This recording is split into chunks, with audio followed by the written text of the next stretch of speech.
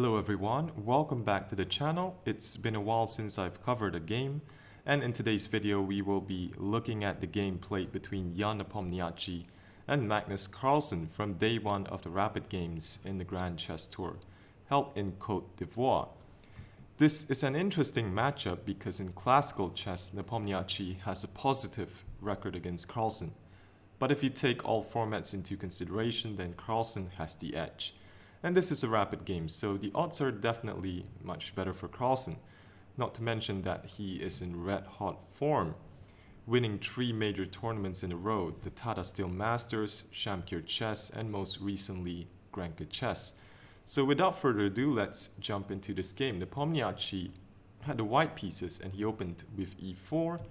Carlsen, as usual, played his Sicilian defense, knight f3, knight c6, d4, c takes d4, knight takes d4. So here knight f6 has been Carlsen's preferred move, but in this game, he plays e5 right away. We have knight b5, d6, knight 1 to c3, a6, knight back to a3, bishop e7. So up till now, we have been following well-known theory.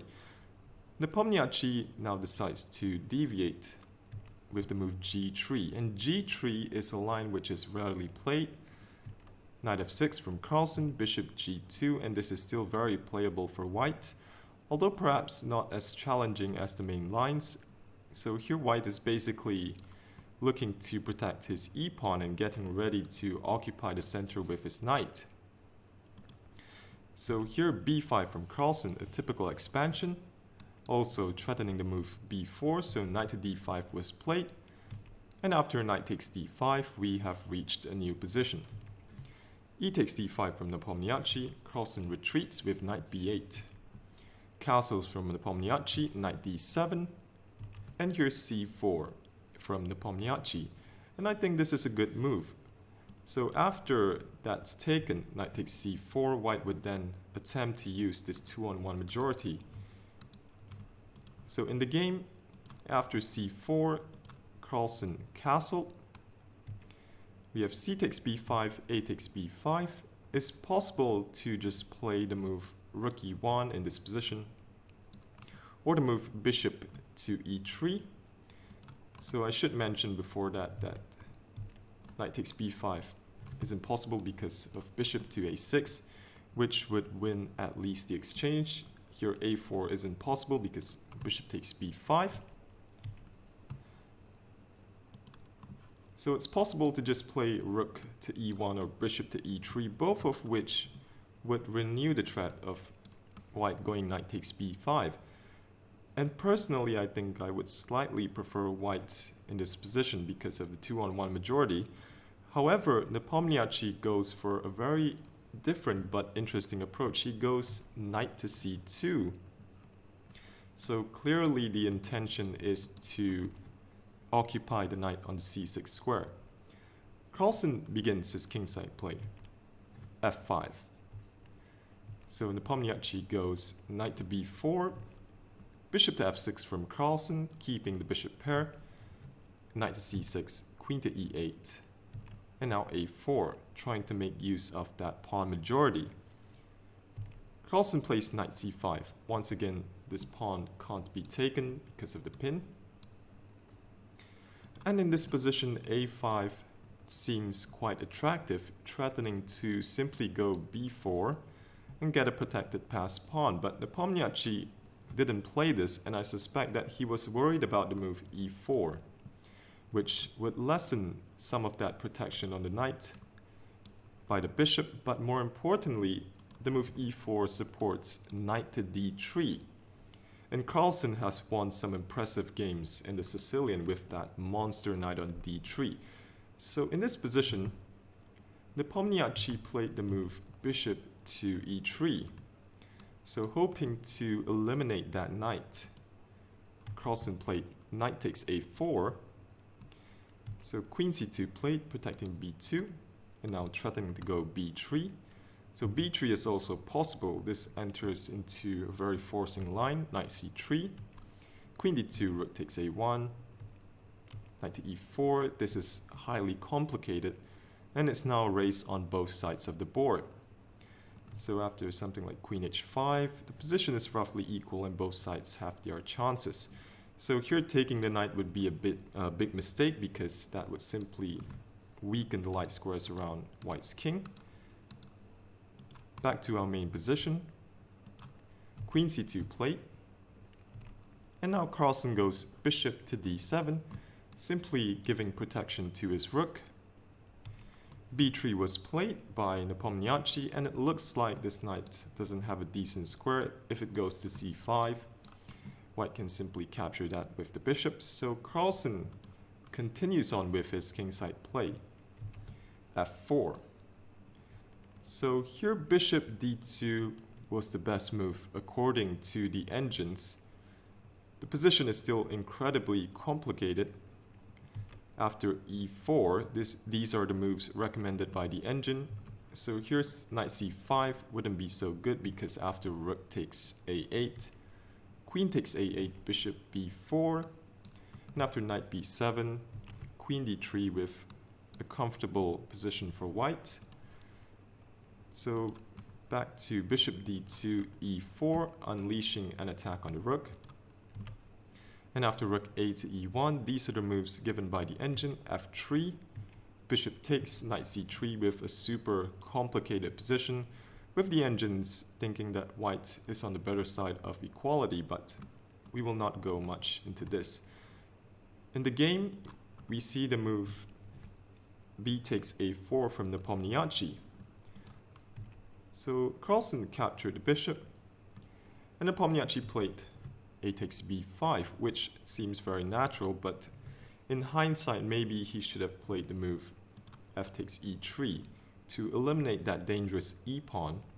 And after b takes a4, rook takes a4, bishop g5, hitting the pawn on e3, rook to e1. This is slightly better for black, but at least white is okay. So in the game, we see the move pawn takes b5. Carlsen traded the rooks, and now bishop g5, unleashing an attack on f2. So here, if that's taken,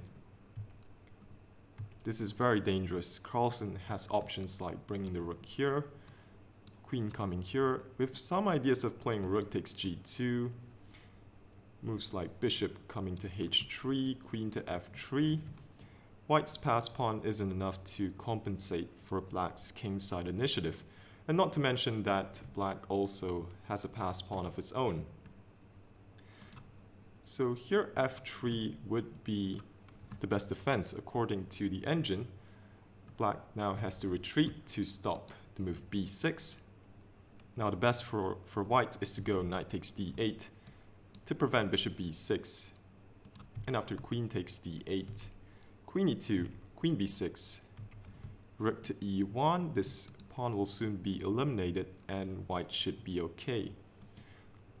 But in the game we see the move b6 from Nepomniachtchi, so clearly he is optimistic about his chances, but he underestimated Carlsen's initiative. Carlsen played e takes f2, king to h1 from Nepomniachtchi, and now bishop c8, so black needs to stop the move b7, rook to f1 played, and queen to f7. And after queen f7, Carlsen has a nice position, everything is under control. b7 is adequately protected, so is the f2 pawn. Nepomniachtchi plays the move queen to e2. And now Carlsen plays a very practical move, e4. This is not entirely sound, but it's a very uncomfortable move to deal with for Nepomniachtchi. So if bishop takes e4, then bishop to h3, and if the bishop retreats back to g2, you can simply capture and play queen takes d5. This wins the game.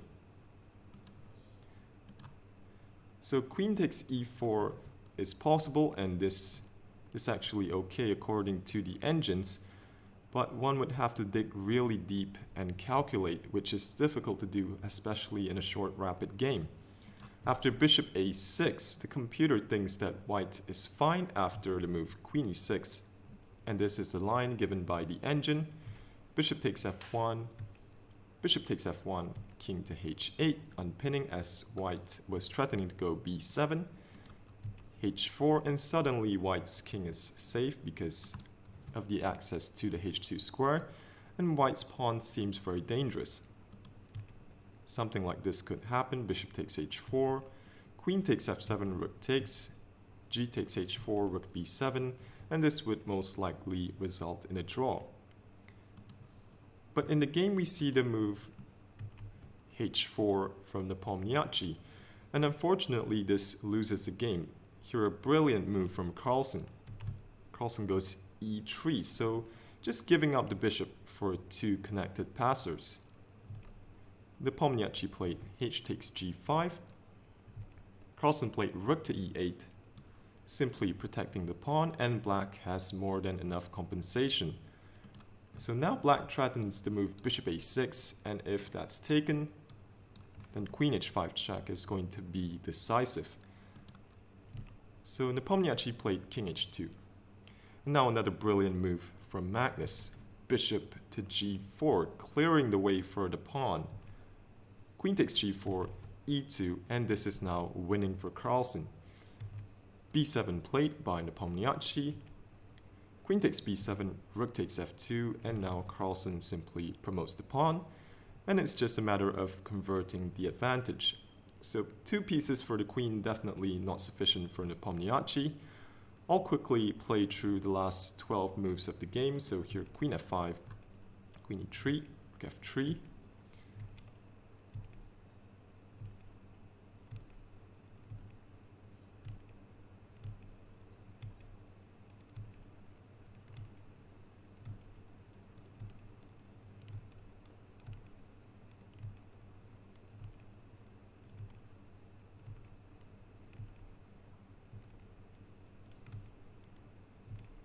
And after king to h8, Nepomniachtchi resigned in this position. Really great game from both sides. I hope you enjoyed this game, as I certainly did. And after day 1 of the rapid games, Carlsen and Wei Yi lead the field with 2.5 out of 3. Thanks for watching, and I'll see you in the next video.